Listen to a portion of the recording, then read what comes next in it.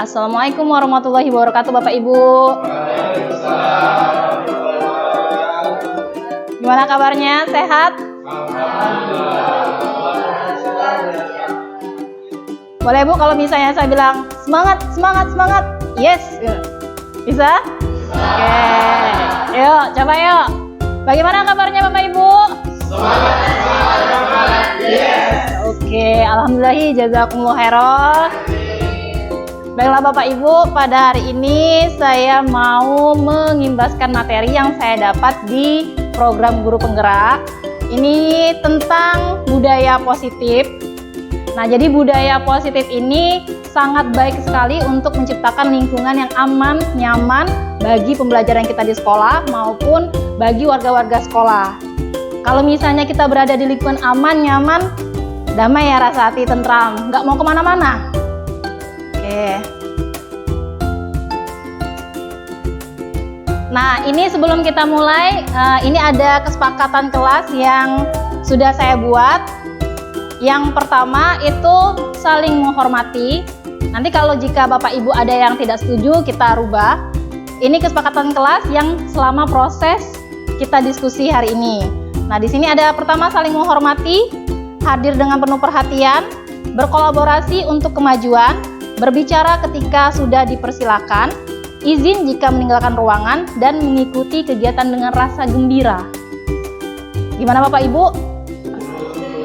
Oke, alhamdulillah, jazakumullah khairan. Nah, pada kesempatan kali ini yang akan saya sampaikan ini pembukaan, berarti yang lagi sedang berlangsung. Kemudian ada materi pengimbasan, ada refleksi, dan yang terakhir penutup. Nah, tujuannya melakukan kegiatan ini, melalui diskusi ini seluruh rekan sejawat itu dapat memahami budaya positif yang menjadi motif dan tindakan manusia baik murid maupun guru dengan benar. Kemudian melalui diskusi ini juga seluruh rekan sejawat dapat menganalisis dampak budaya positif terhadap pelanggaran dan tindakan yang tidak sesuai dengan nilai kebajikan dengan tepat. Kemudian yang ketiga, melalui diskusi ini, rekan sejawat dapat mengidentifikasi peran guru dalam upaya menciptakan lingkungan belajar yang memenuhi kebutuhan anak yang beragam dengan tepat. Nah, ini sebelum kita mulai, biar konsentrasi, kita ice break dulu. Menangkap jari. Ada yang pernah coba? Oke. Berarti jarinya satu, telunjuk atas. Oke. Enggak. Bapak, Sofian boleh ke depan. Nih, biar Pak ininya ada kawan.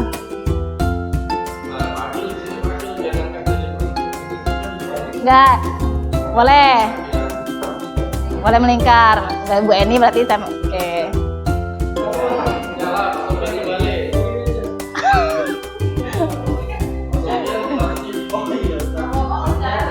Oke. Nah, siap-siap ya. Duduk boleh, berdiri boleh. Mana yang nyaman Bapak Ibu? Oke, duduk aja. Pakai cerita. Oke. Kalau biasa nyebutin merah, jadi. Ya.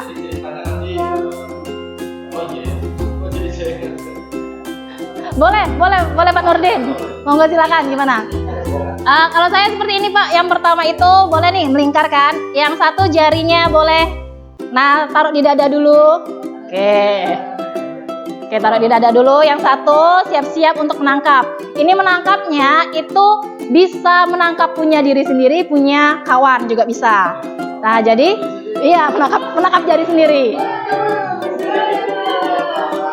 Oke, nah jadi gini, ini menangkap jari saya sebutin nama buah aja.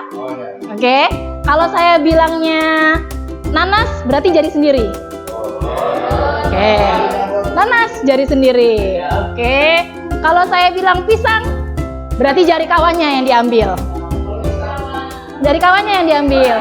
Ayo, mana jari kawannya? Iya, jari temannya. Sudah? Sudah siap ya? Oke. Yuk. Boleh kalau misalnya saya bilang konsentrasi, boleh kasih 2 tepukan. Oke, ya. Konsentrasi. Siap? Oke. Nanas. Oke, nanas. Pisang. Ayo, ayo.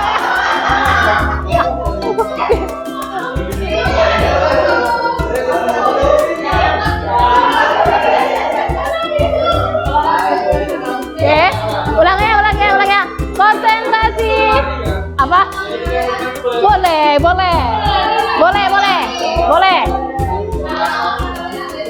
Udah? Masa mau dikasih pisangnya ya? Udah? Ya. Nah, kalau misalnya bilangnya pisang berarti yang ditangkap kawan yang di sebelah kiri. Pisang kawan sebelah kiri ya. Nah, kalau saya bilangnya pepaya berarti ngambil kawan yang di sebelah kanan. Tapi tetap ya. Ya, tapi tetap buah kita di tangan kanan. Buah tetap di tangan kanan. Oke, nanas diri sendiri. Pisang kawan. Udah? Pisang kiri, ya yang enak. Satunya lagi berarti pepaya di sebelah kanan. Pisang. Nanas. Iya. Apa? Ya, enggak Pak, tetap Pak. Ya. Iya, buah kita satu di sini Pak, nggak pindah-pindah buahnya. Ya. Oke ya.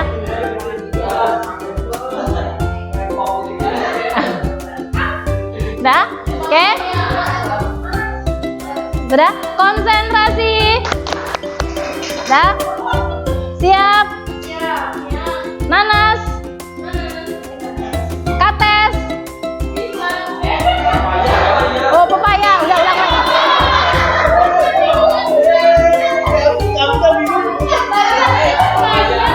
Berarti kalau saya nyebutnya nggak ada, berarti nggak ada ngapa-ngapain ya. Ulangnya. Apanya? Kakak beradik, Pak. Iya. Udah, yuk. Ulangin ya berarti ya. Konsentrasi. Siap. Oke. Pepaya.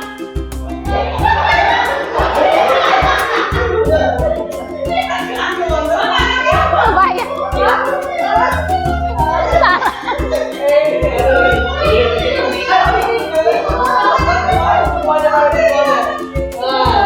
Nah, iya, sudah. Oke, ulangin ya. Konsentrasi. Siap. Nanas.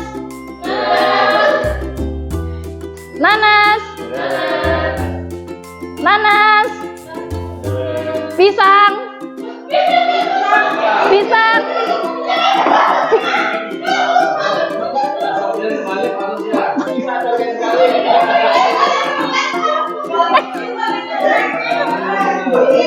Papa megang dua. Pak Sopeng kok megang dua.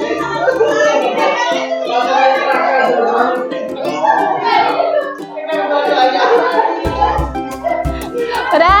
Ya, konsentrasi. Oke, alhamdulillah, jazakumullah khairan. Oke. Sudah mulai gembira ya, alhamdulillah. Mudah-mudahan nggak ngantuk sampai ke depannya. Oke. Insya Allah bisa. Lanjut. Oke, lanjut Mas Akil. Nah, dari ice breaking tadi, ini ada sedikit kita masuk mulai materi ya Pak ya, Bapak Ibu. Nih, pengertian budaya positif.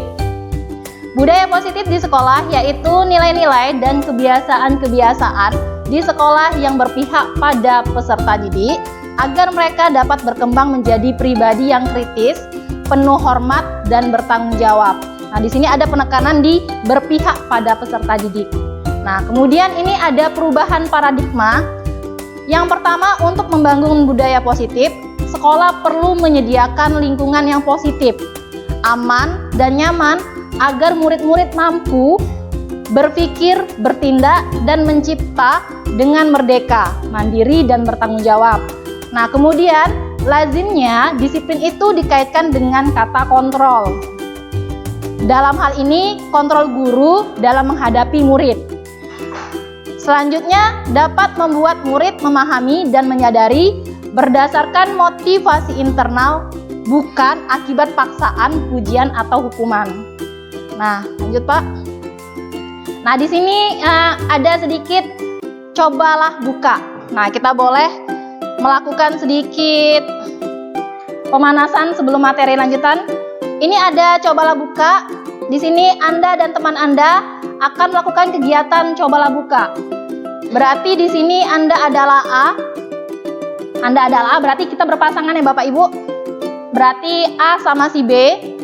Kemudian di sini Anda akan mengepalkan tangan dengan salah satu tangan. Bayangkan bahwa Anda menyimpan sesuatu yang sangat berharga di dalamnya. Oke, bisa dipahami Bapak Ibu ya? Nah, ini saya kasih kertas. Kertasnya boleh disobek, tuliskan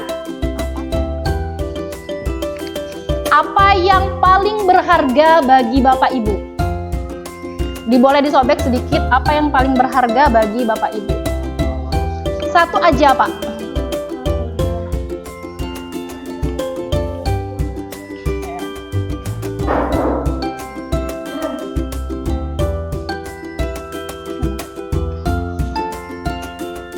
Boleh disobek kertasnya yang paling berharga. Sudah?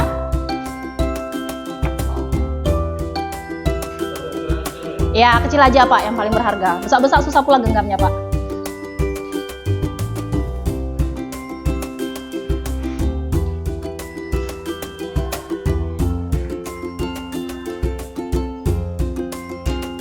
Yang paling berharga. Kemudian boleh dilipat dan digenggam di salah satu tangan.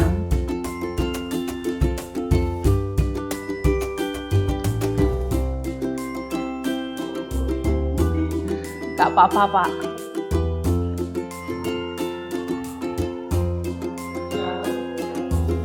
Bapak nggak punya kertas? Oh ya ada.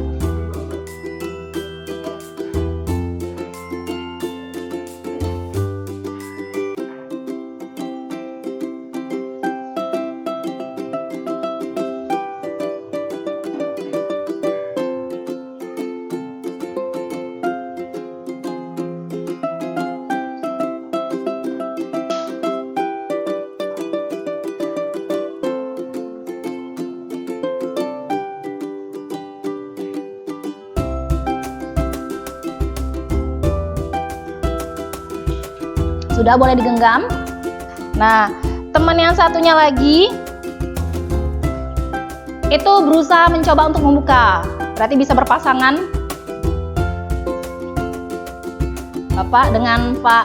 Bapak mau dengan Pak Gerbi boleh. Pak Ayar sama Pak Nurdin. Bu Rika sama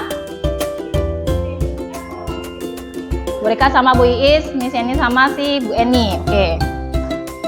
Nah, sekarang dicoba masing-masingnya untuk kegiatannya bergantian. Yang pertama misalnya nih Pak Ma'ruf dengan Pak Gerbi. Pak Ma'ruf mencoba untuk membuka kepalan tangan Pak Gerbi. Bisa dengan cara dirayu Pak Gerbinya. Bisa dengan cara kalau misalnya nggak membuka ditekan boleh, atau dimarahi, dibentak supaya buka boleh. Boleh, silakan. Berarti kalau misalnya mau meminta sesuatu kan berarti harus dengan cara halus dulu. Dengan cara halus, baru kalau misalnya nggak mau juga, silakan bisa dilakukan. Boleh Pak. Nggak bergantian Bapak. Bapak ke Pak Gerbi dulu boleh, buka tangannya Pak Gerbi. Terserah Bapak. Bapak mau tetap bertahan di situ boleh. Misalnya nih, yang paling penting dalam Bapak adalah jantung misalnya. Kalau jantung Bapak kasih sama Pak Ma'ruf kan mati Bapak ya. Misalnya paling berharga jantung. Pak Ma'ruf meminta, Wow, dikasih apa enggak? Terserah kan ya. Iya, yang paling penting bagi kita. Nah, terserah.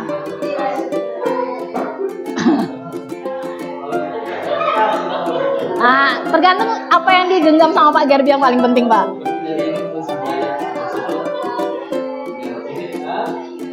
Yang paling penting.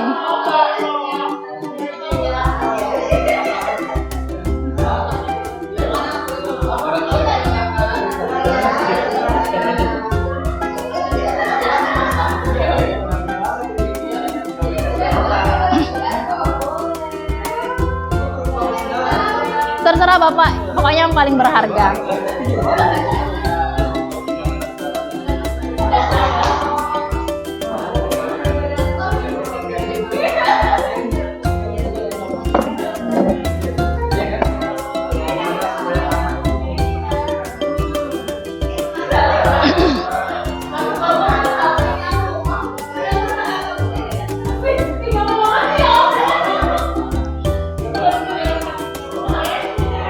Oke.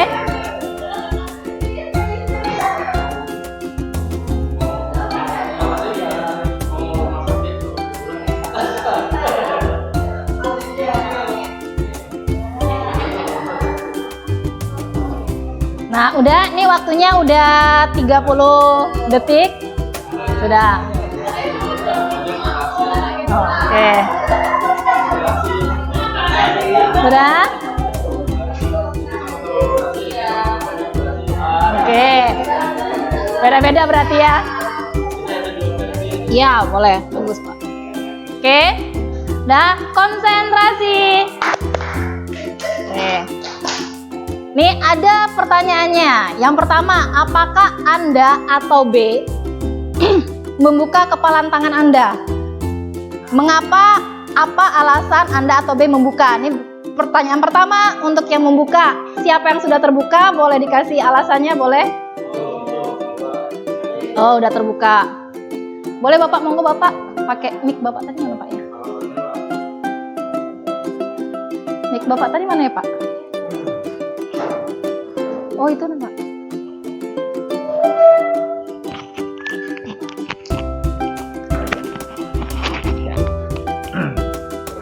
Baik, alasannya yang saya kasih tujuannya adalah dikasih itu untuk berbagi.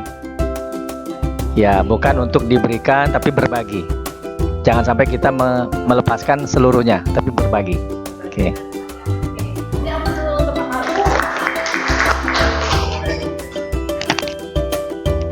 Selanjutnya yang kedua, apakah Anda atau B menutup kepalan tangan Anda? Ada yang menutup? Tidak mau membuka sampai akhir? Ibu-ibu ada? Buka semua ya? Oh ya, nih berarti, oh boleh, minta alasannya ya. Siapa? Pak Nurdin boleh, Pak Ayat boleh, monggo.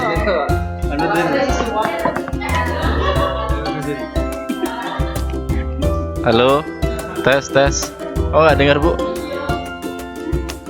Cek. Oh ya udah. Jadi tadi saya mempertahankan apa yang saya pegang karena punya prinsip tersendiri untuk mempertahankan sesuatu yang sifatnya rahasia, tidak boleh dibagi oleh orang lain. Nah, mungkin yang Pak Haji beda lagi. Kenapa mempertahankan tadi?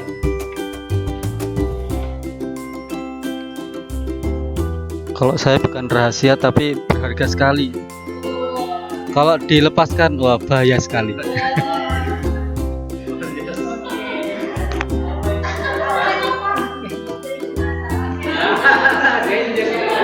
Alhamdulillah, jazakumullah khairan. Oke, lanjut. Berkaitan dengan membuka ataupun tetap menggenggam kepalan tangan, dalam kegiatan ini sungguhnya siapa yang memegang kendali atau kontrol? Siapa yang memegang kendali atau kontrol untuk membuka atau menutup kepalan tangan? Siapa Bapak Ibu? Orang yang punya kepalan. Berarti orang yang punya kepalan adalah diri sendiri. Berarti semuanya itu bergantung pada diri sendiri. Nah, di sini juga akan berkaitan dengan yang namanya disiplin positif. Jadi kita tidak bisa memaksa anak untuk melakukan suatu keinginan kita yang menurut kita baik, belum tentu menurut dia juga baik. Nah, selanjutnya kita sendiri yang memegang kontrol atas kepalan tangan kita. Apakah itu akan membuka ataupun menutup kepalan tangan kita? Itu tergantung pada diri kita masing-masing sesuai dengan kebutuhan dasar saat itu. Jadi di sini ada kebutuhan dasar, kenapa harus dibuka, kenapa harus ditutup.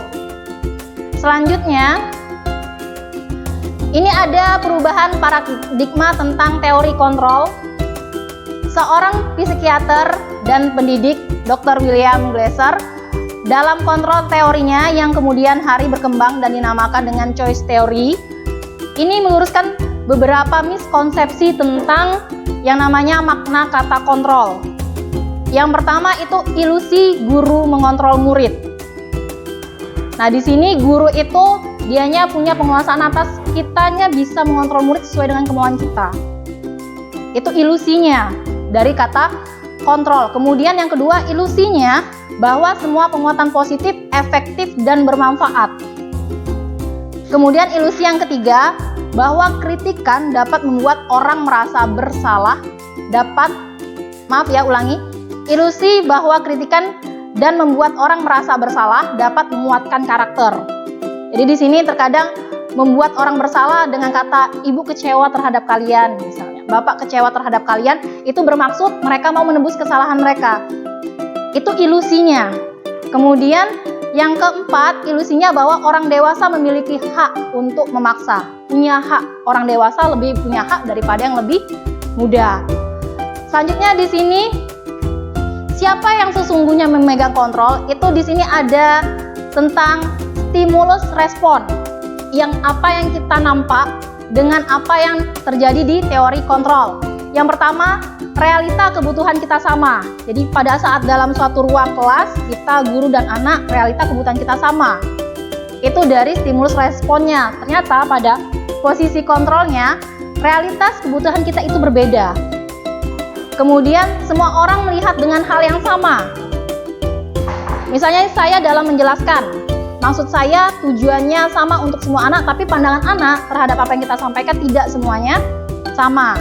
Nah, kemudian kita mencoba mengubah orang agar berpandangan sama dengan kita. Teori kontrolnya itu kita berusaha memahami orang lain tentang dunia. Kemudian perilaku buruk dilihat sebagai suatu kesalahan. Pada dasarnya di teori kontrol semua perilaku itu memiliki tujuan, baik itu yang salah maupun yang betul. Nah, kemudian orang lain bisa mengontrol saya. Dari teori kontrol, hanya Anda yang bisa mengontrol diri Anda sendiri. Kemudian saya bisa mengontrol orang lain. Dari teori kontrol, Anda tidak bisa mengontrol orang lain. Karena ingat tadi yang hanya bisa mengontrol adalah diri kita sendiri. Kemudian pemaksaan ada pada saat bujukan, itu termasuk identitas yang gagal. Kemudian kolaborasi dan konsensus menciptakan pilihan-pilihan baru. Nah, kalau misalnya kita melakukan pemaksaan ataupun bujukan, itu kita bisa menimbulkan identitas gagal pada diri murid. Harusnya kita itu berkolaborasi dan konsensus menciptakan pilihan-pilihan baru. Kemudian model berpikir menang kalah. Nah, di sini model berpikirnya menang-menang. Sebagai contohnya seperti ini. Saya dan Bu Eni ingin pergi ke suatu daerah liburan. Saya ingin ke Jogja misalnya, sementara Bu Eni ingin ke Bandung. Karena ke Jogja sudah sering nemui keluarga, saya ingin yang beda Bu, ke Bandung. Nah, pada saat yang menang dan kalah, berarti saya harus memaksa Bu Eni untuk ikuti pilihan saya. Kalau di situ Bu Eni ngikutin saya, berarti saya menang dan Bu Eni kalah. Tapi kalau misalnya kita buatkan kesepakatan, Bu Eni, ayo kita sama-sama berlibur. Ibu mau kemana? Ke Bandung, saya mau ke Jogja. Kita ke Bandung dulu baru ke Jogja, atau Jogja dulu baru ke Bandung. Nah, sama-sama dapat, maka itulah yang namanya berpikir menang-menang. Jadi semuanya sama-sama menang, semuanya sama-sama dapat. Nah, kemudian apa makna disiplin? Disiplin itu berasal dari bahasa Latin disciplina yang artinya belajar. Jadi disiplin itu maksudnya belajar. Disiplin diri membuat orang menggali potensinya menuju sebuah tujuan apa yang dia hargai. Namun dalam budaya kita, makna kata disiplin telah berubah menjadi sesuatu yang dilakukan seseorang pada orang lain untuk mendapatkan kepatuhan. Kecenderungan umum adalah menghubungkan kata disiplin dengan ketidaknyamanan, bukan dengan apa yang kita hargai atau pencapaian suatu tujuan mulia. Jadi ini terkadang makna disiplin itu betul, ini menurut saya ini memang sudah sedikit berubah. Nah, sekarang kita luruskan kembali.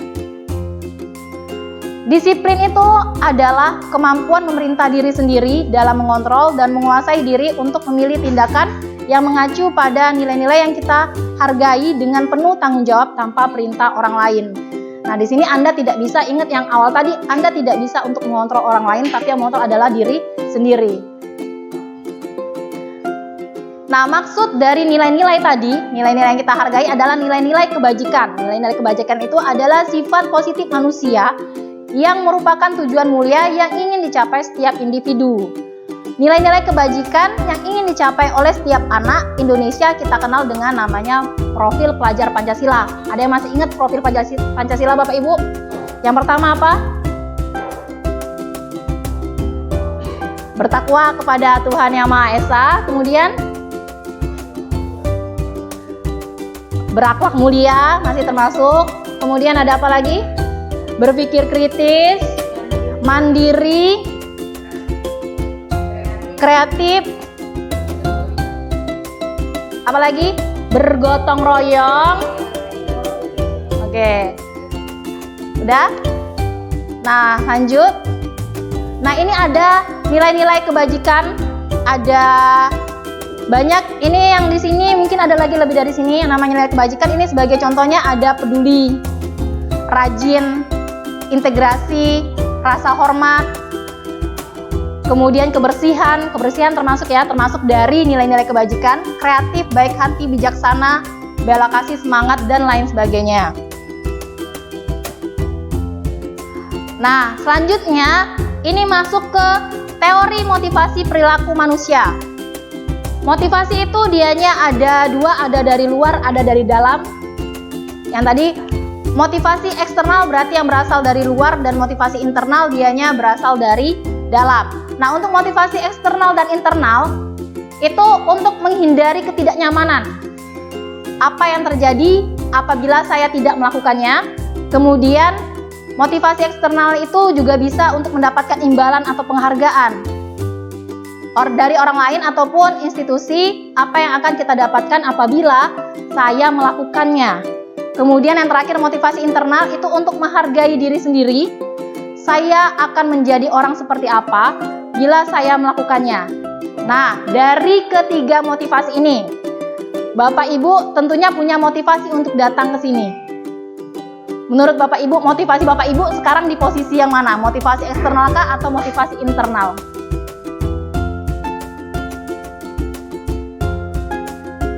Dari motivasi eksternal dan internal, motivasi yang mana? Nomor 1, nomor 2, atau nomor 3? Bapak dan Ibu hadir di dalam ruangan ini. Ada yang nomor 1 boleh untuk menghindari hukuman.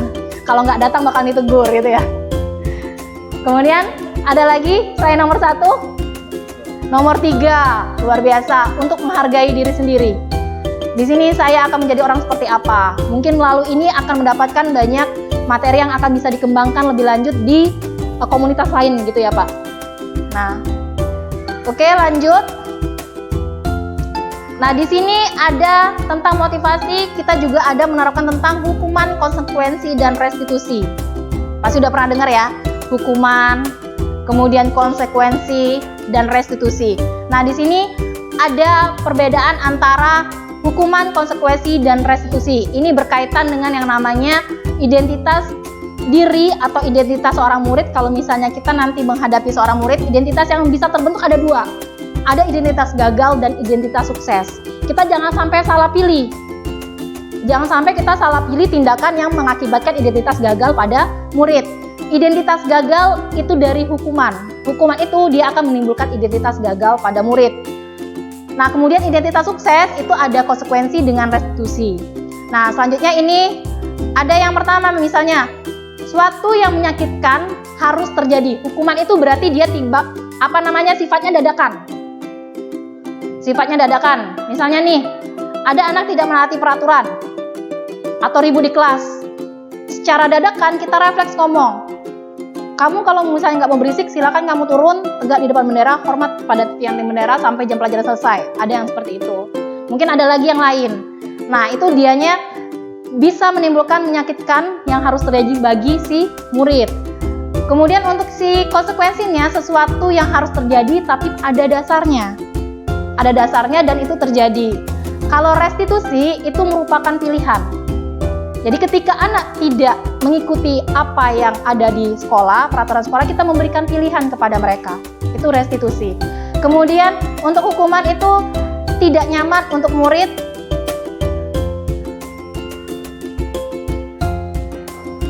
Bentar Bapak Ibu ya.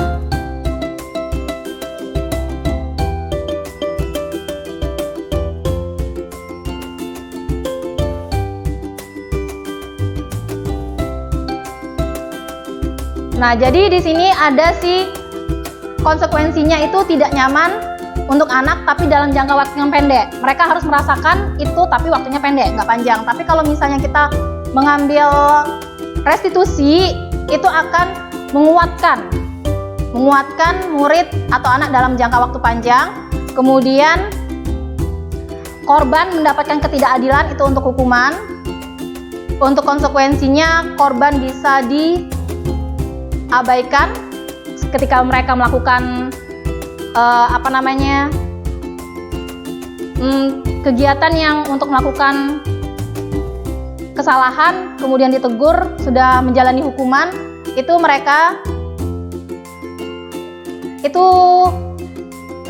murid akan dibuat tidak nyaman dalam waktu yang sebentar.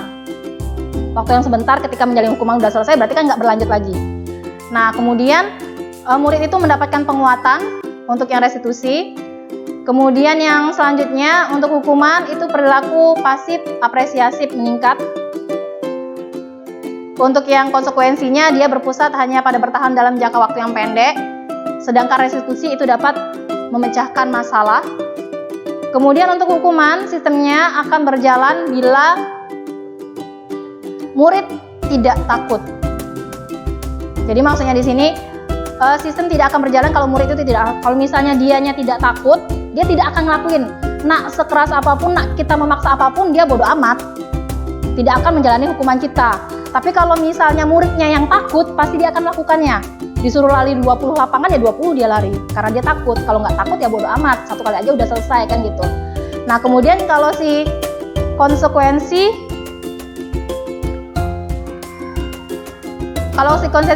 itu dianya memerlukan monitoring dan supervisi terus-menerus dari guru. Sekali diberi peringatan, 2 kali, 3 kali, sampailah di batas yang sudah ditentukan. Selanjutnya murid itu bertanggung jawab untuk perilakunya ketika kita melakukan restitusi. Dianya bertanggung jawab atas kesalahan yang sudah dibuat. Nah, di sini ada lagi yang peraturan adalah kamu harus. Di peraturan itu kamu harus, itu namanya hukuman. Termasuk dari kalimat hukuman, kamu harus. Tapi kalau misalnya di konsekuensi, kita tanya dulu apa peraturannya.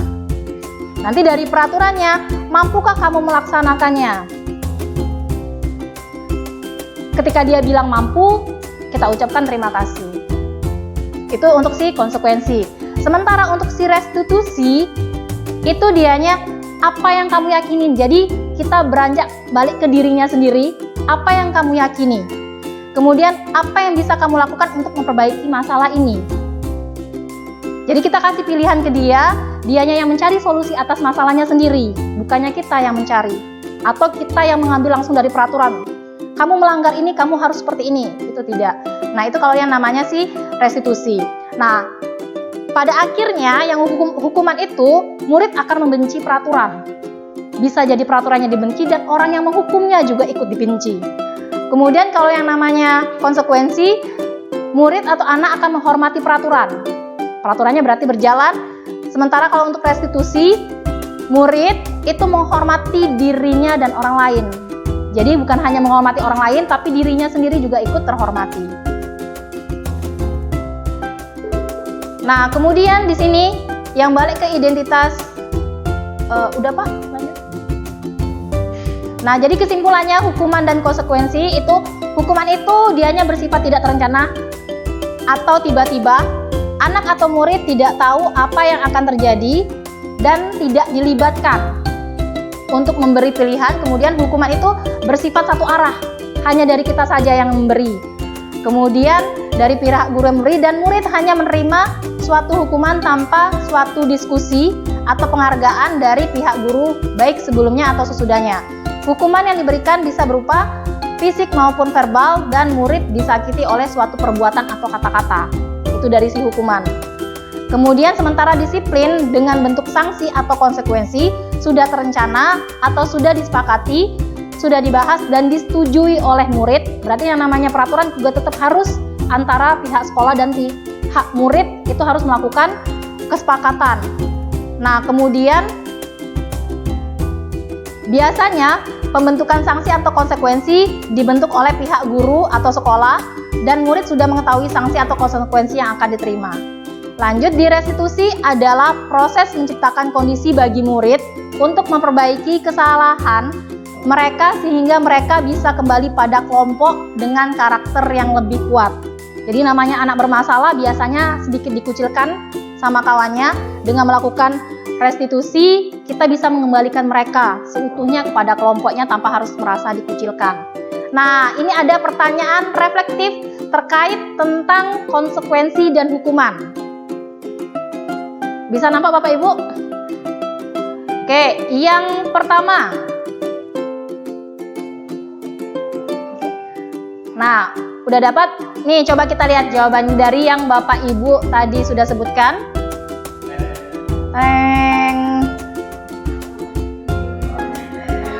Nah, yang pertama itu hukuman yang lari tadi, kemudian konsekuensi yang jam pelajaran PJOK, sama-sama lari tapi beda tujuannya.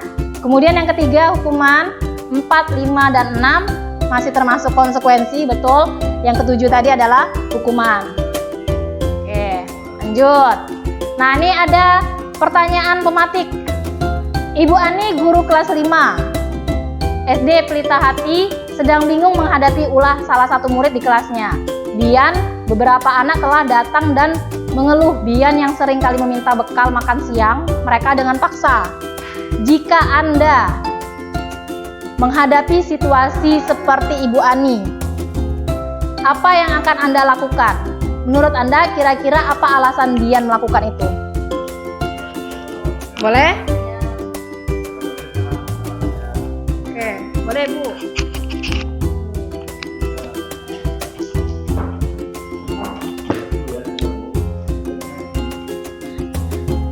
Apa yang akan saya lakukan adalah yang pertama kali memanggil Bian dan menanyakan mengapa dia mengambil makanan temannya. Dan menurut saya kira-kira alasan Bian melakukan itu, yang pertama dia tidak membawa bekal, yang kedua dia tidak membawa uang untuk jajan. Itu saja Bu.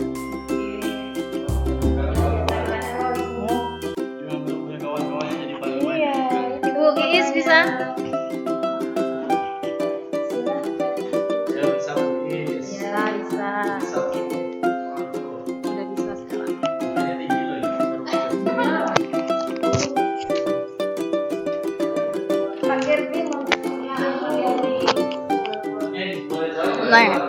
Baiklah, apa yang akan saya lakukan terhadap kasus tersebut? Yang pertama, sama seperti Bu Rika tadi, yang pasti memanggil Bian terlebih dahulu, menanyakan alasannya kenapa dia mengambil bekal milik temannya.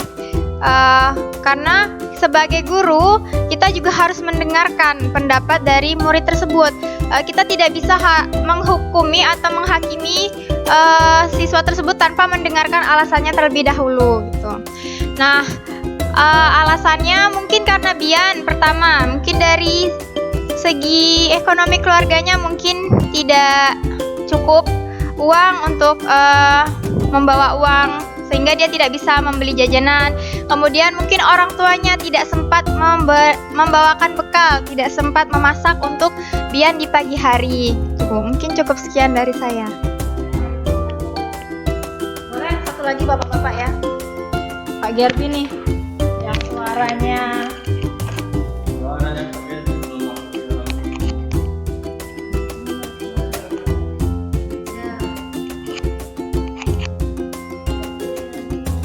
Bapak, sama ibu juga Pak, kalau Pak sama.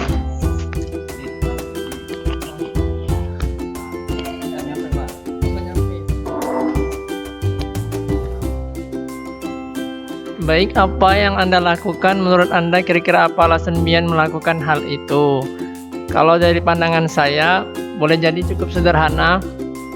Bisa saja makanan yang sebelumnya sudah disiapkan oleh orang tuanya itu dalam tanda kutip mirip dengan makanan temannya, atau bisa jadi isi dan kotak tempat makanannya itu sama. Jadi dia mengasumsikan ini punya saya, artinya.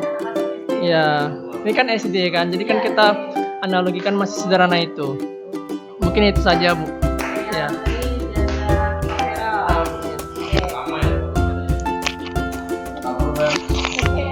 Beri aplaus untuk semuanya, konsentrasi. Lanjut.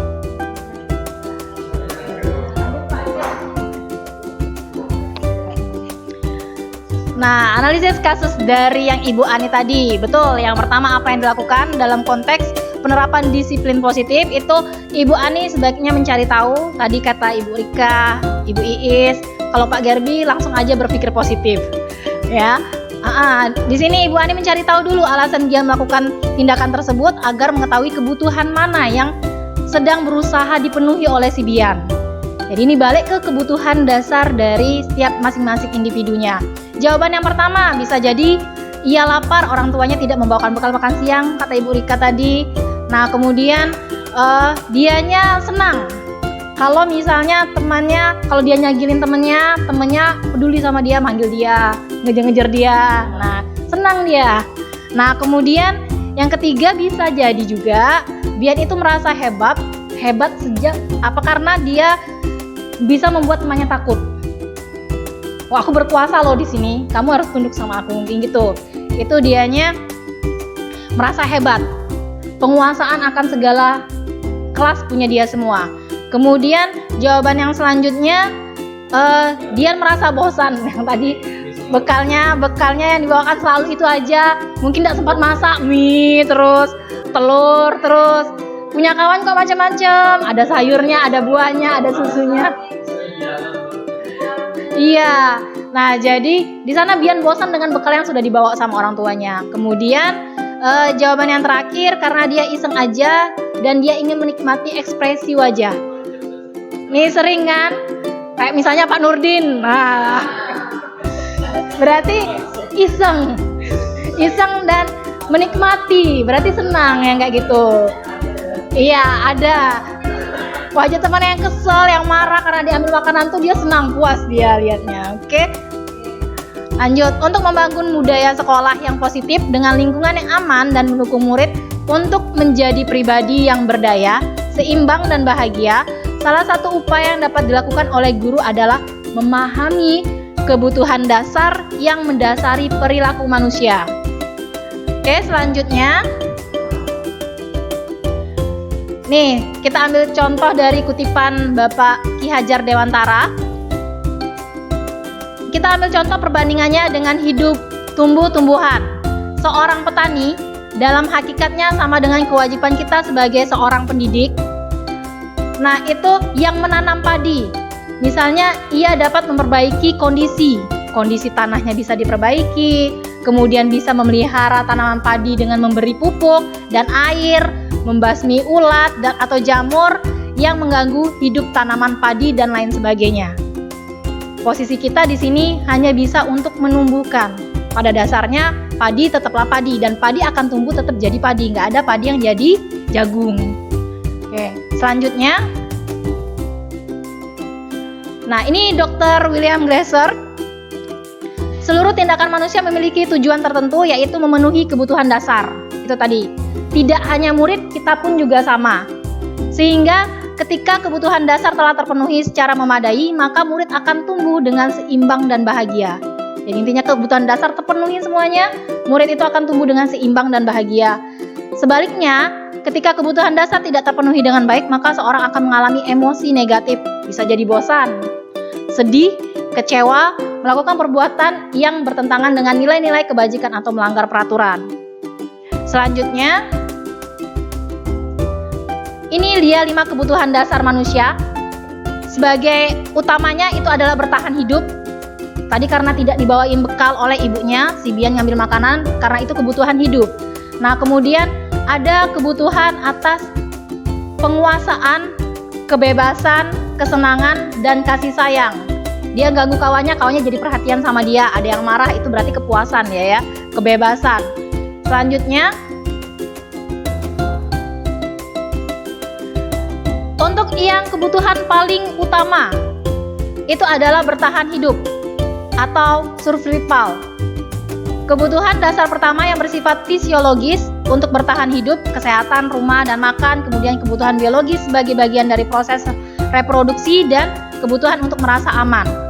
Agar murid kita belajar dengan baik, maka kebutuhan mereka akan aman, pangan, sandang, dan papan itu juga harus terpenuhi. Selanjutnya, kasih sayang dan merasa diterima atau love and belonging. Kebutuhan keinginan untuk tetap terhubung dengan orang lain. Ini dianya antara teman bisa, keluarga bisa, teman kerja bisa, kelompok bisa, atau dimanapun kita bergabung. Nah, setiap murid itu ingin menjadi bagian dari kelasnya. Dan sekolah serta murid juga ingin diterima oleh orang lain dan kelompoknya atau masyarakat sekitar.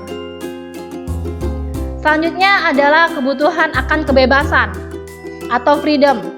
Kebutuhan akan kebebasan pada dasarnya adalah kebutuhan untuk mandiri, memiliki otonomi, memiliki pilihan, ataupun mampu mengendalikan arah hidupnya sendiri.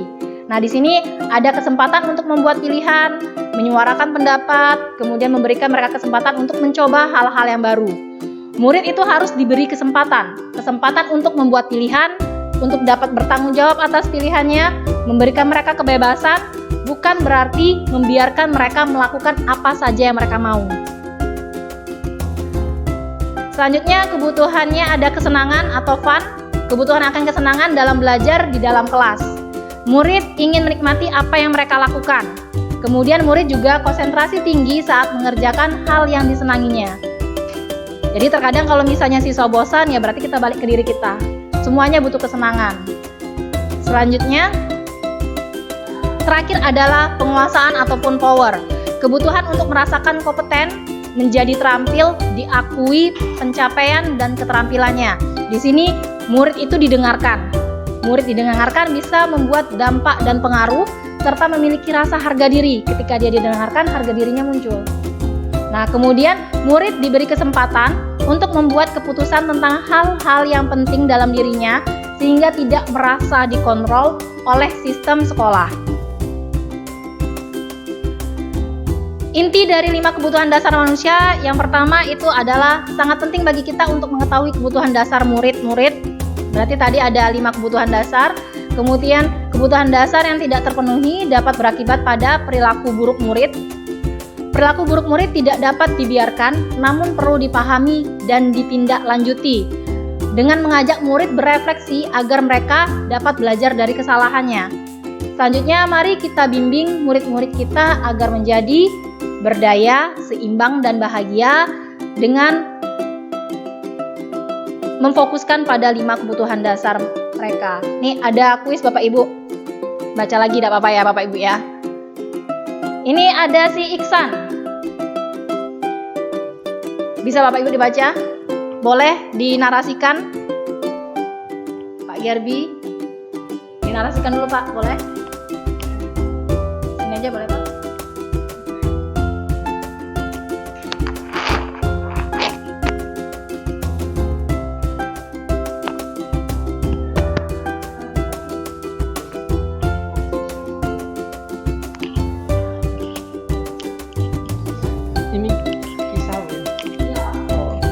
Ihsan, siswa kelas 10A, SMA Karakter Mulia. Ia anak yang pendiam dan pemalu. Selama jam istirahat, ia lebih banyak membaca buku di perpustakaan atau berdiam diri di kelas.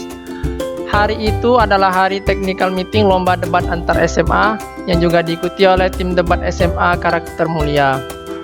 Tiba-tiba ada kabar bahwa Adit, anak kelas 10B yang sudah didaftarkan mengikuti lomba debat mewakili sekolah, sakit demam, berdarah, dan dirawat di rumah sakit sehingga tidak bisa menghadiri acara technical meeting lomba debat di hari itu. Kepala sekolah bertanya pada guru-guru, siapa yang sebaiknya menggantikan Adit? Guru-guru sepakat merekomendasikan Ihsan karena kinerjanya yang bagus di pelajaran bahasa Inggris dan pengetahuannya yang luas. Ihsan akhirnya menghadiri technical meeting hari itu. Setelah itu, ia berlatih debat bersama anggota tim debat yang lain, Sinta dan Indra, di bawah bimbingan Pak Franz, guru pelatih debat. Mereka mewakili sekolah dan tim debat SMA Karakter Mulia menjadi juara umum. Sejak saat itu, Ihsan berubah menjadi anak yang lebih percaya diri, tidak pemalu, dan pendiam lagi. Semua murid dan guru mengenalnya sebagai Ihsan, si juara kompetisi debat. Pada jam istirahat, ia banyak menghabiskan waktu bersama teman-temannya. Ia juga semakin rajin berlatih debat dan mengikuti berbagai lomba debat. Ia menjadi ketua klub debat di sekolahnya. Ia giat mempromosikan klub debat agar anggotanya bertambah, dan ia juga bersemangat melatih juniornya di klub debat sekolah.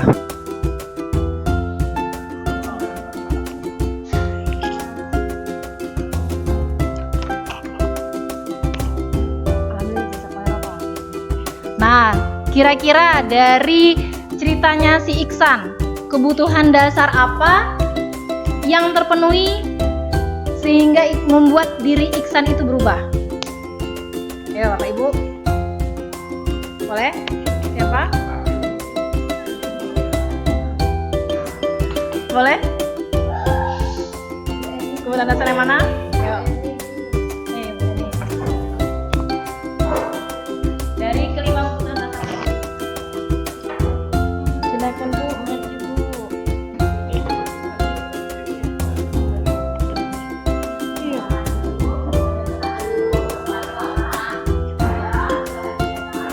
Baiklah, dari cerita yang sudah dibacakan oleh Pak Gerbi, kalau menurut saya kebutuhan dasar yang terpenuhi dari cerita ini adalah penghargaan.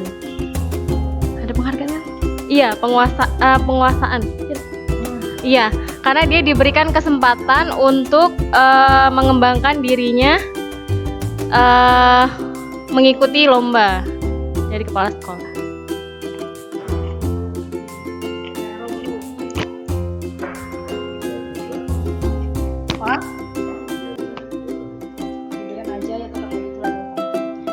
Nah, betul sekalian sudah dibilang Ibu Eni tadi, Ihsan itu dianya punya kebutuhan dasar, sebenarnya dia ingin diakui oleh temannya, tapi tidak punya ruang untuk merasa terakui oleh akan kemampuannya, akan penguasaannya.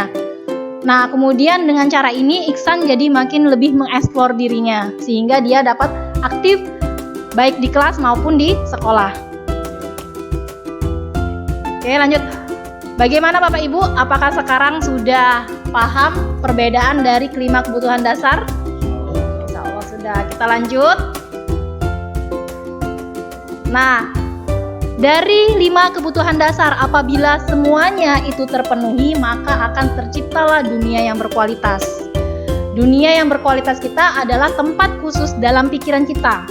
Jadi bukan dunia dalam gambaran luas. Dunia itu adalah tempat khusus dalam pikiran kita, tempat menyimpan gambaran representatif dari semua yang kita inginkan.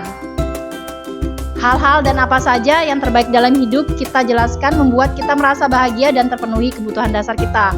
Kemudian kebutuhan dasar itu lebih bersifat umum dan universal, sedangkan dunia berkualitas lebih unik dan personal.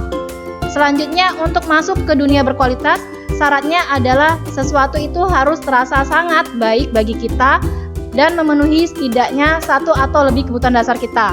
Bila guru dapat membangun interaksi yang memberdayakan dan memerdekakan murid, maka murid akan meletakkan diri sendiri sebagai individu yang positif dalam dunia berkualitas karena mereka menghargai nilai-nilai kebajikan.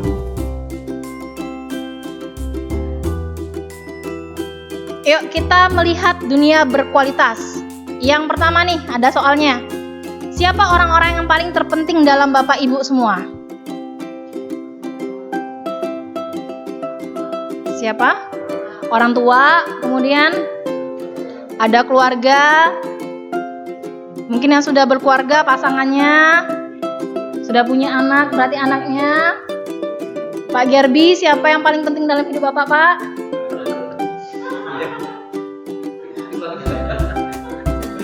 Orang tua ya Pak ya? Ya, keluarga. Nah, nilai kebajikan apa yang terpenting dalam hidup Bapak? Nilai kebajikan tadi banyak. Apa yang terpenting dalam hidup Bapak? Dalam hidup Bapak Ibu, apa yang paling penting? Bervariasi boleh, monggo silakan. Kebahagiaan bisa, terus ketenangan, bersyukur, kenyamanan mungkin ya. Nah, kemudian kalau Bapak atau Ibu menjadi orang yang ideal, karakter atau sifat apa yang paling diinginkan ada pada diri Bapak Ibu? Ini sudah jadi pusat perhatian nih, karakter apa yang Bapak Ibu inginkan yang ada pada diri? Rendah hati, kemudian bertanggung jawab, boleh.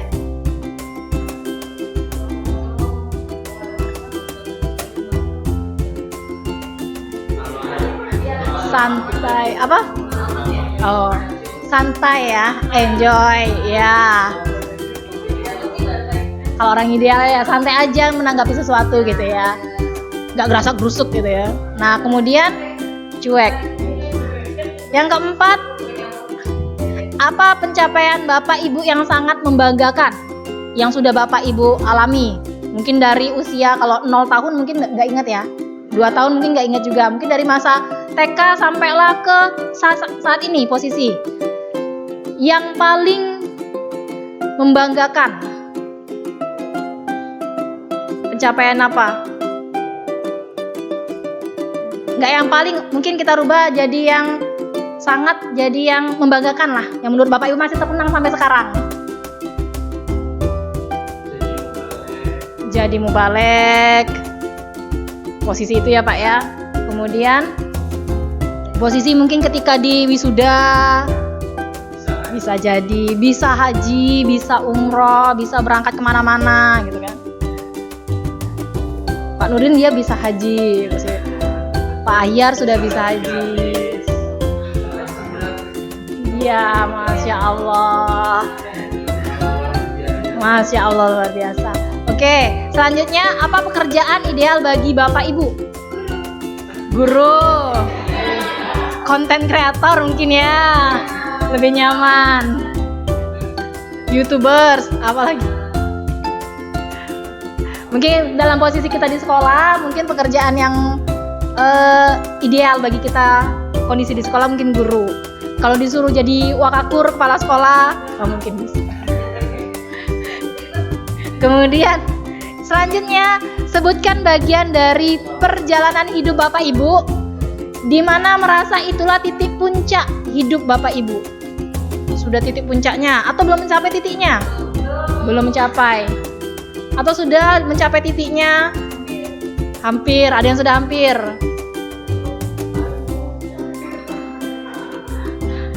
Mungkin mencapai kebahagiaan ya, udah punya rumah sendiri, keluarga aman, suami setia, anak sukses, luar biasa, Masya Allah.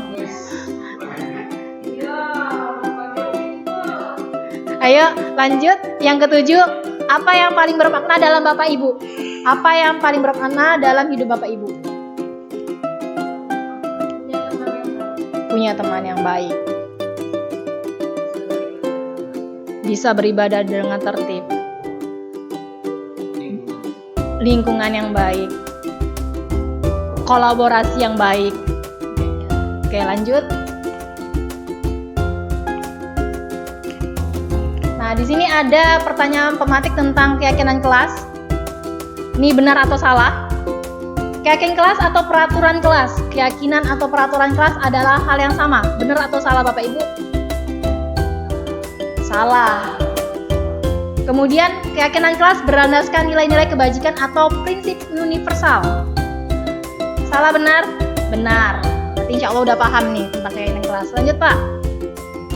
Keyakinan kelas itu adalah nilai-nilai kebajikan atau prinsip universal yang disepakati bersama secara universal, lepas dari latar belakang suku, negara, bahasa maupun agama. Kemudian menurut Gonsen, itu suatu keyakinan akan lebih memotivasi seseorang dalam diri. Secara intrinsik, seorang akan lebih bersemangat untuk menjalani keyakinannya daripada hanya sekedar mengikuti serangkaian peraturan. Kemudian pembentukan keyakinan kelas. Nah, di sini keyakinan kelas bersifat abstrak dari peraturan yang lebih rinci dan konkret. Keyakinan kelas berupa pertanyaan-pertanyaan yang universal. Pernyataan kelas berupa pertanyaan-pertanyaan yang universal juga. Kemudian keyakinan kelas hendaknya tidak terlalu banyak. Tidak terlalu banyak. Kalau misalnya Bapak Ibu nanti buat keyakinan kelas di kelas, itu jangan terlalu banyak-banyak. Itu sehingga mudah diingat dan dipahami. Kemudian semua warga kelas sebaiknya ikut berkontribusi dalam membuat kegiatan kelas lewat curah pendapat. Selanjutnya, bersedia meninjau kembali keyakinan kelas dari waktu ke waktu. Selanjutnya, nah ini ada urutan langkah-langkah dalam membuat keyakinan kelas. Yang pertama itu langkah-langkahnya adalah berdiskusi memunculkan peraturan-peraturan yang perlu ditaati. Awalnya dari yang perlu ditaati dulu, peraturan-peraturan tidak boleh ini, tidak boleh itu. Silakan didiskusikan nanti itu dengan murid-muridnya, kemudian mengubah peraturan-peraturan menjadi kalimat yang lebih positif. Misalnya, buang sampah, tidak buang sampah sembarangan. Tidak buang sampah sembarangan, kalimatnya negatif, dirubah menjadi positif. Buanglah sampah pada tempatnya. Nah, kalimatnya dirubah menjadi kalimat positif. Kemudian menyarikan peraturan-peraturan menjadi nilai-nilai kebajikan atau keyakinan kelas. Jadi nama yang tadi sudah diubah dengan kalimat positif itu dicarikan lagi peraturan dengan nilai-nilai kebajikan atau keyakinan kelas. Selanjutnya berdiskusi mengenai gambaran perilaku yang mencerminkan keyakinan kelas, berdiskusi mengenai peran seluruh warga kelas. Jadi di sini gambaran perilaku, peran juga didiskusikan, bukan hanya sampai sebatas di membuat peraturan yang menjadi nilai kebajikan. Selanjutnya yang terakhir adalah meninjau ulang keyakinan kelas dari waktu ke waktu. Lanjut, di sini ada posisi kontrol. Agak burem ya, Bapak Ibu ya. Nah, ini posisi kontrol di sini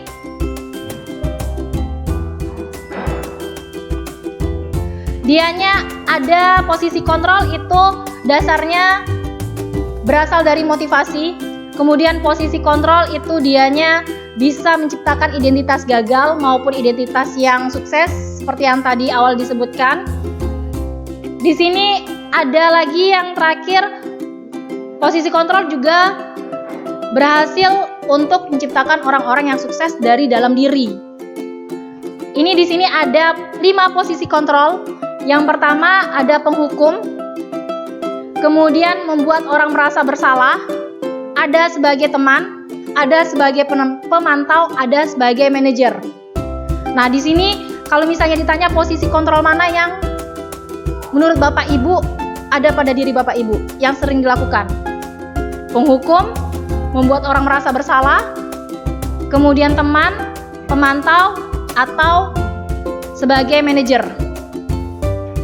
Kalau penghukum berarti tanpa melihat alasan anak langsung aja dihukum.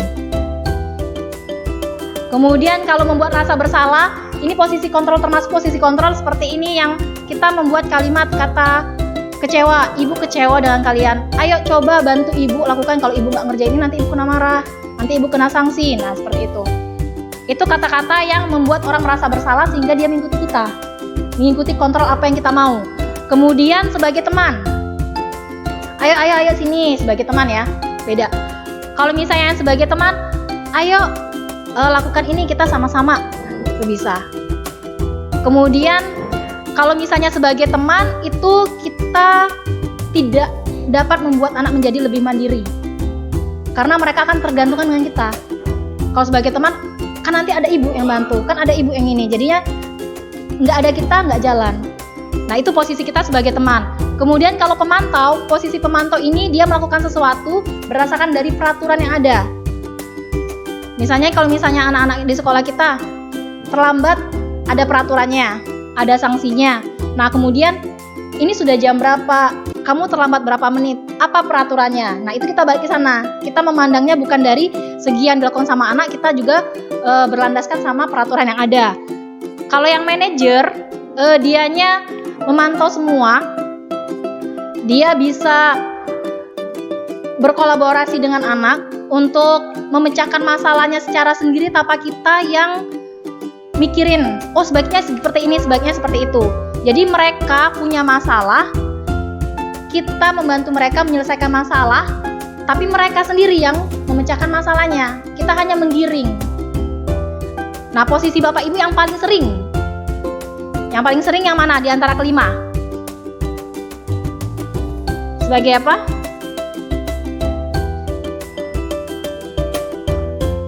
Masih kadang teman.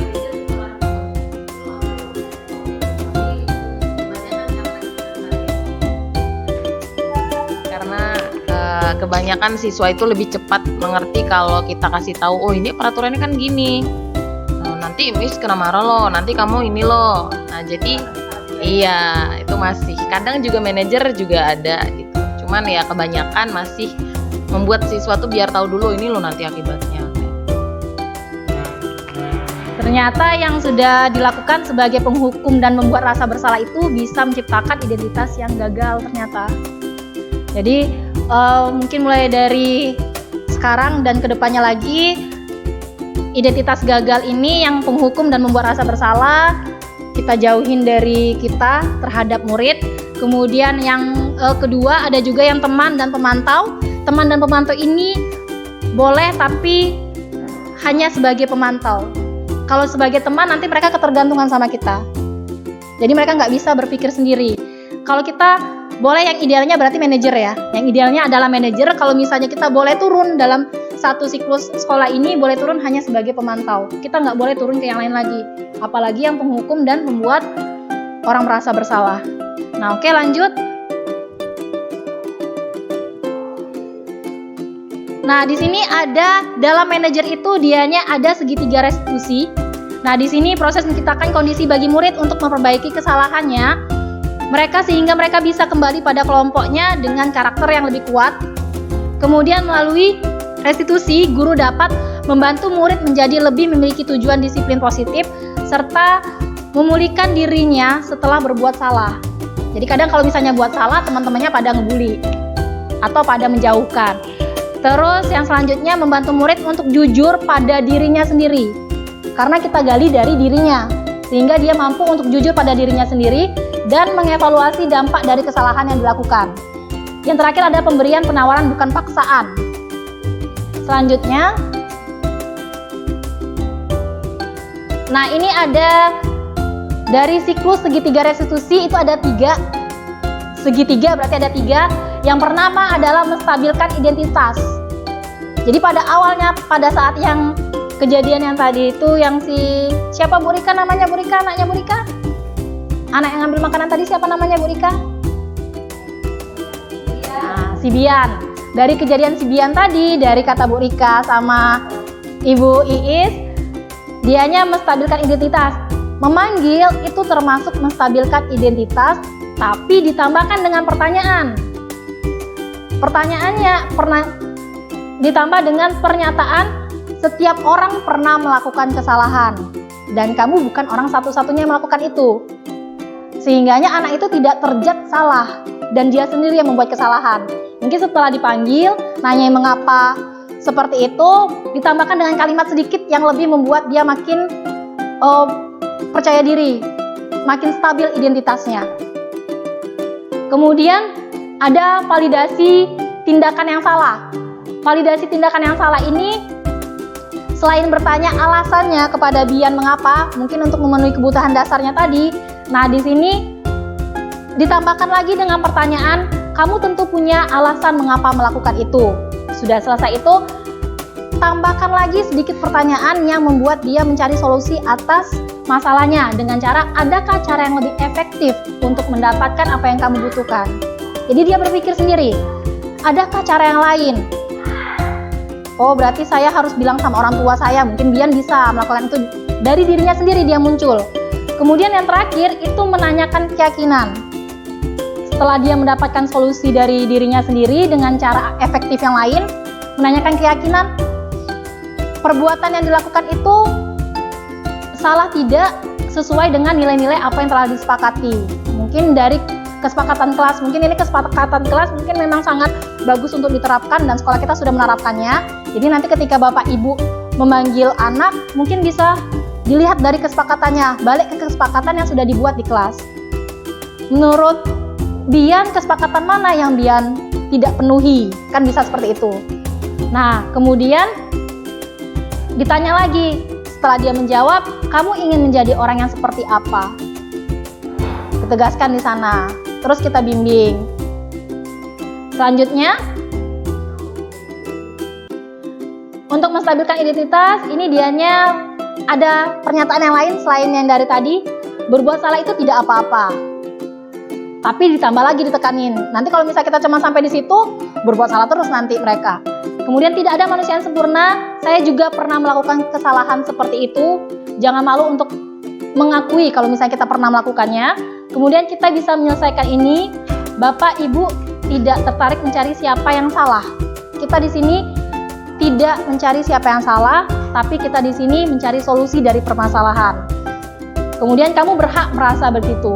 Nah, ini dalam menstabilkan identitas. Ini insya Allah bisa dilakukan nanti di sekolah, tambahan kalimat ketika memanggil anak yang bermasalah. Sehingga bisa menstabilkan identitas dia bukan sebagai orang yang gagal, tapi menjadikan dia orang yang sukses ke depannya. Selanjutnya, validasi tindakan yang salah.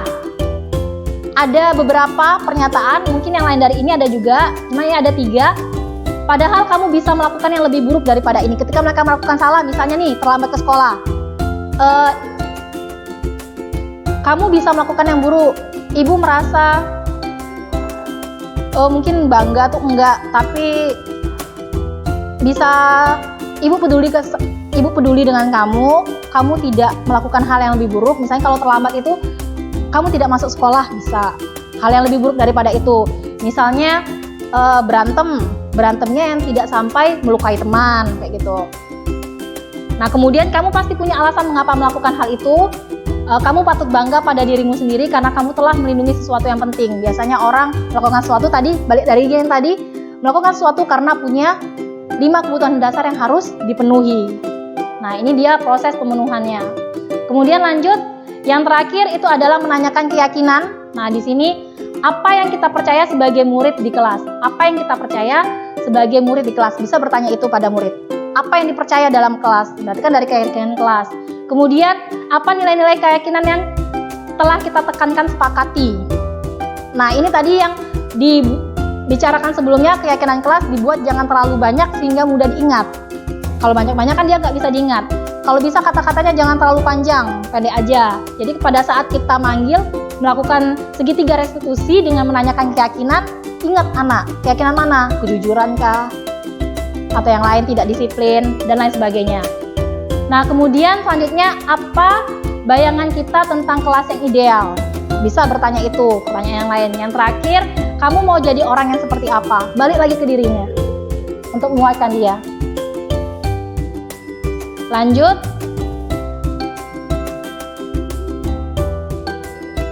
Nah, ini ada sedikit refleksi Bapak Ibu. Masih tetap fokus? Boleh sedikit konsentrasi. Konsentrasi. Nih, di penghujung acara ada si refleksi. Jadi kalau misalnya belajar tanpa refleksi itu sia-sia, tapi kalau misalnya belajar tanpa refleksi sia-sia, kalau refleksi tanpa belajar itu bahaya. Jadi refleksi dulu kita setelah belajar, jangan refleksi terakhir setelah belajar, jangan sampai refleksi duluan baru belajar, itu bahaya.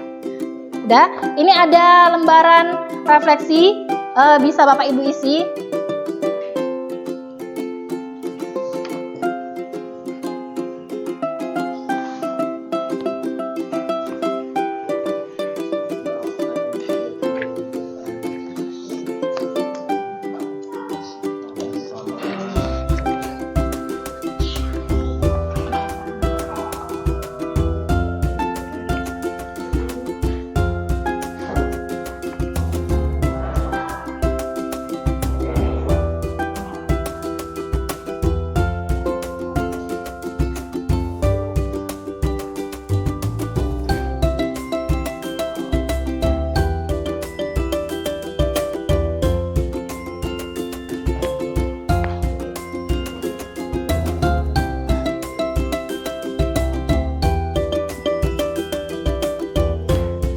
Sudah ya Bapak Ibu ya? Ya, kita coba yang pertama nih. Peristiwa apa saja yang terjadi dari kegiatan diseminasi ini?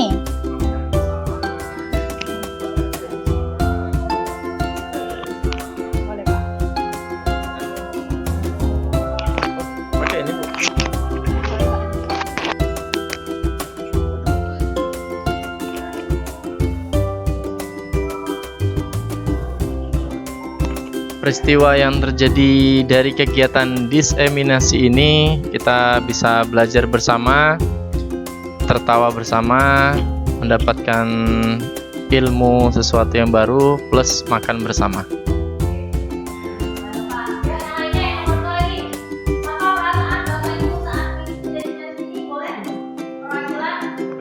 Yang perempuan lagi. Sangat senang sekali. Alhamdulillah.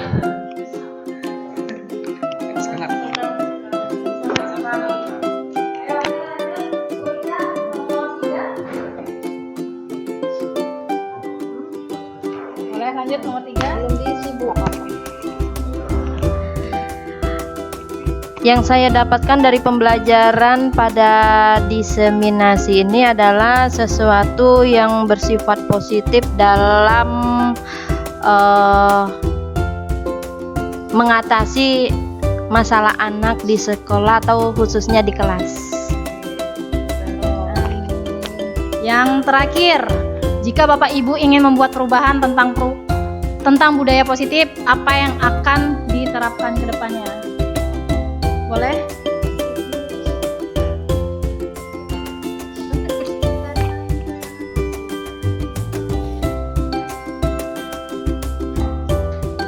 Baiklah, jika Bapak atau Ibu ingin membuat perubahan tentang budaya positif, apa yang akan diterapkan ke depannya? Mungkin yang pertama itu tadi ya Bu, terkait dengan yang kita itu apa sih, yang manajer, teman, posisi kontrol tadi Bu. Jadi kan kita itu tidak selalu membuat siswa itu harus memenuhi kebutuhan kita terus gitu, tapi kita juga harus menanyakan kebutuhan mereka itu apa. Nah, baiklah Bapak Ibu, alhamdulillahi jazakumullah khairah. Alhamdulillahi jazakumullah khairah. Nah, ini kegiatan agenda terakhir yaitu penutup. Ada sebelumnya, Pak? Nah, ini ada sedikit pantun. Nih, Miss Eni ahli pantun, saya mencoba untuk berpantun. Si Ali pergi dengan si Farid, perginya naik bis eksekutif. Ulangi ya. Si Ali pergi dengan Farid, perginya naik bis eksekutif. Mari berpihak pada murid dengan budaya positif. Alhamdulillahi jazakumullah khairan. Semoga kegiatan hari ini bermakna dan dapat diambil pelajaran ke depannya dan dapat diterapkan yang bagian segitiga restitusinya. Atas perhatiannya, atas kerjasamanya, saya syukuri. Alhamdulillah jazakumullah khairan. Saya akhiri, wassalamualaikum warahmatullahi wabarakatuh.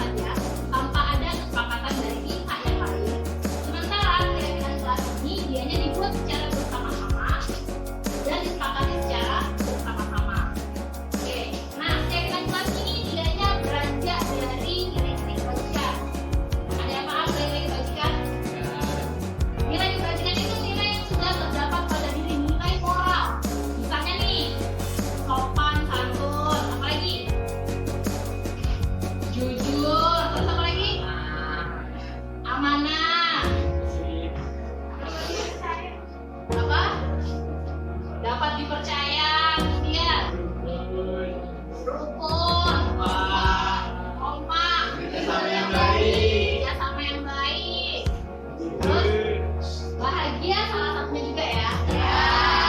Dan masih banyak lagi dari nilai-nilai kebajikan. Nah, sekarang kita akan membuat keyakinan kelas. Nah, ini itu ada letak stempelnya. Jadi kamu buat misalnya nih peraturan yang kamu yakini di kelas nih. Misalnya tidak boleh mencontek. Boleh. Dan kemudian yang lainnya juga boleh. Tidak boleh buang sampah sembarangan. Boleh. Oke. Nah, satu orang menuliskan satu-satu. Oke, ini lagi ya.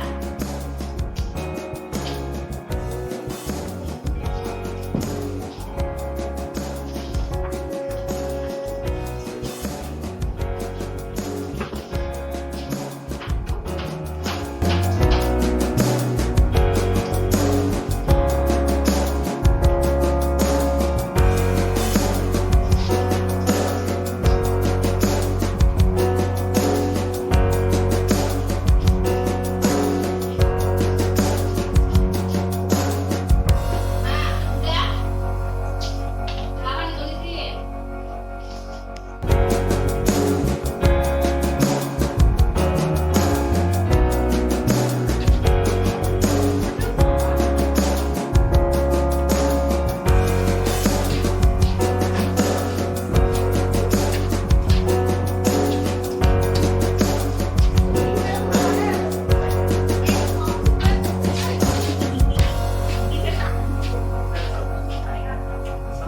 Dengan kelasnya sudah ditempel semua. Ibu minta pemanggilannya mulai 2 orang ke depan. Kita kelompoknya mana yang sama mana yang beda ya. Ayo silakan. Oh, boleh. Kaila sama si Jessica. Oke, lanjut. Silakan ya, sama-sama berbagi kelompoknya mana yang sama mana yang beda. Berarti satu beda. Mana sama disamain.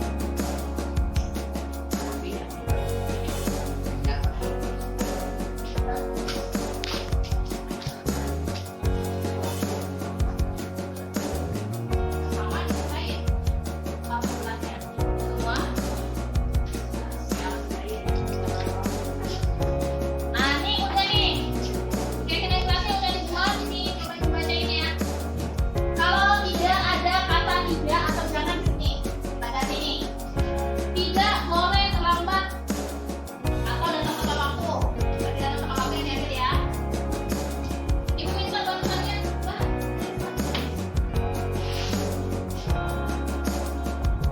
Nah, satu berarti datang tepat waktu. Ya, nomor 1 ya, sama. Datang tepat waktu, berpakaian rapi dan bersih ini apa nih? Berpakaian rapi, bersih, bentar ya. Datang tepat waktu.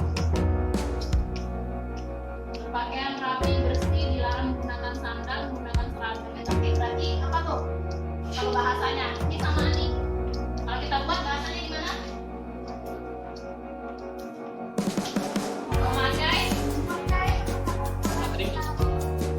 Memakai atribut lengkap, gitu aja ya. Oke, memakai atribut lengkap. Berarti ini sudah nih.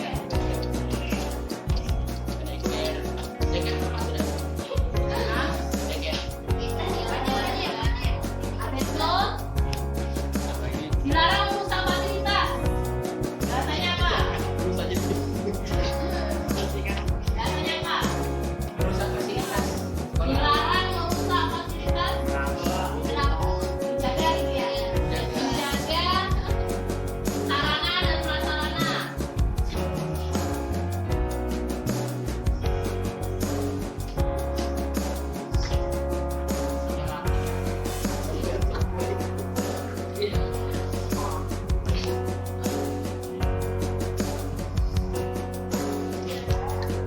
Nih, kalau di sini nih ada nih, dilarang makan saat jam pelajaran, tidak boleh makan, dilarang makan, menghormati guru yang mengajar, datang tepat waktu. Datang tepat waktu tadi ini sudah, berarti kita ngambil yang tidak makan saat jam pelajaran, yang stabil apa nih? Tidak makan. Dilarangnya nggak boleh.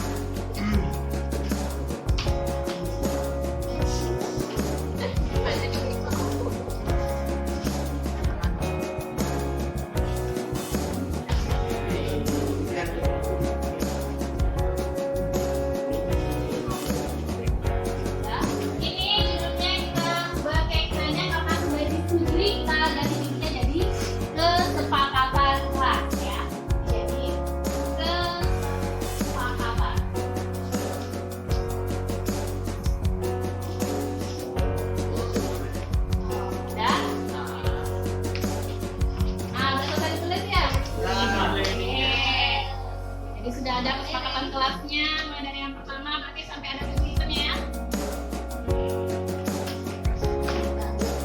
Nah, ini sekarang yuk coba boleh kita lakukan dulu semuanya.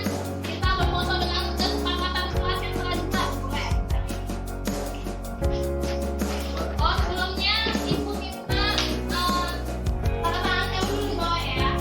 Beberapa semuanya berarti taruh di. Nah, oke, boleh cantumin. Gantian kita pakai tas depan aja ya. Ini aja taruh sini aja. Depan ya. Nah, guys, judulnya ada banyak nih.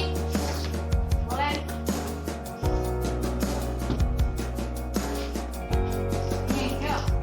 Sana mamanya juga boleh. Iya. Ayo. Ayo, sana. Yuk, ya. Rame-rame yuk. Ayo. Mau di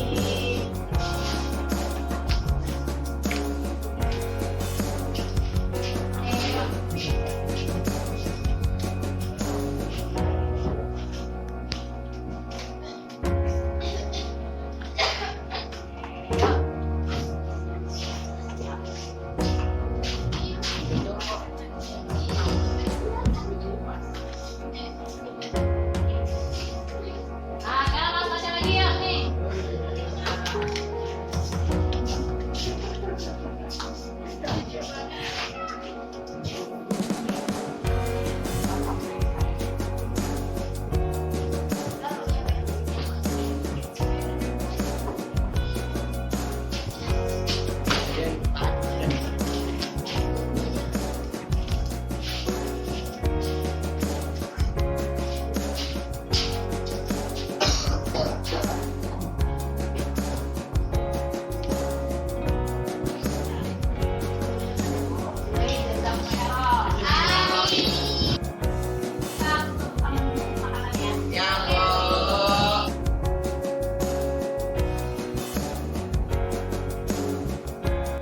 Assalamualaikum warahmatullahi wabarakatuh. Kenalkan, nama saya Syahriya Marani dari kelas S1B. Perasaan saya saat membuat keyakinan kelas menjadi kesepakatan tersebut sangat penting sekali. Karena menurut saya pembuatan keyakinan di kelas ini dapat menunjukkan rasa bertanggung jawab, rasa disiplin, juga rasa saling menghargai sesama guru ataupun sesama teman. Cukup sekian dari saya. Wassalamualaikum warahmatullahi wabarakatuh. Assalamualaikum warahmatullahi wabarakatuh. Perkenalkan, nama saya Halim Firmansyah. Perasaan saya saat membuat keyakinan kelas sangatlah senang. Menurut saya, perbuatan keyakinan kelas penting dilakukan karena dapat menunjukkan rasa menghormati sesama teman, tertib, serta tanggung jawab terhadap lingkungan.